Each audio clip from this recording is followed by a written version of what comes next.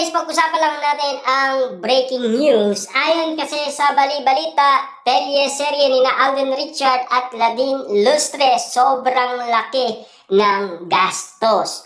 Tulad ba ng serye ni na Catherine Bernardo at James Reid na alam niyo naman, malaki daw ang nasabing gastos. Kaya nga naman kasi, hindi magpapatalo sina Alden Richard at Ladine Lustre na parang labanan ng dating magjowang James Reid at Ladine Lustre. Palakasan nga naman kasi kung sino nga ba ang pinakamalupit umarte. Siyempre, kaya nga naman kasi malungkot umano si James Reid. Na alam niyo naman siguro, ang dating ex-girlfriend niya ay iba na ang kasama.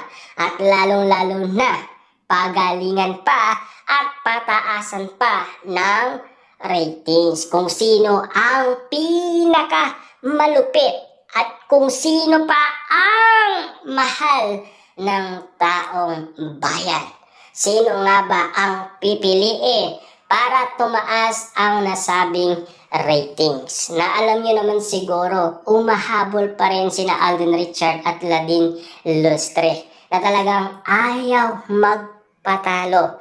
Na alam niyo naman siguro, no? Dati rin magkasama umano sina Catherine Bernardo at Alden Richard. Kaya nga naman kasi may pagkukumpara pa ang mga malupitan ratings din ng dalawa. Kung sino nga ba ang malakas sa dalawa, si Catherine Bernardo ba or si Alden Richard? Sa ngayon kasi, tila medyo bangungot ito kay Catherine Bernardo dahil sa pagkakalink niya umano kay Mayor Mark Alcala.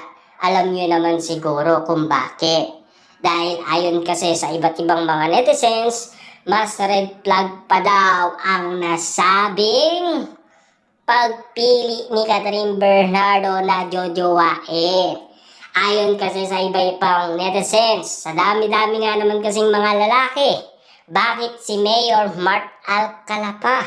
Na alam niyo naman siguro, tumibok ang puso umano ni Catherine Bernardo kay Mayor Mark Alcala at wala tayong magagawa doon. Kahit ang pamilya Bernardo, wala silang magagawa. Kahit tumutol man. Kasi nasa tamang edad na rin si Catherine Bernardo.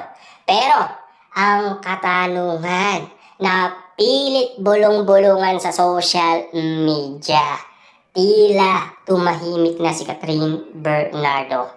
Tila si Alden Richard ang nag-iingay ngayon sa social media at sa iba't ibang project.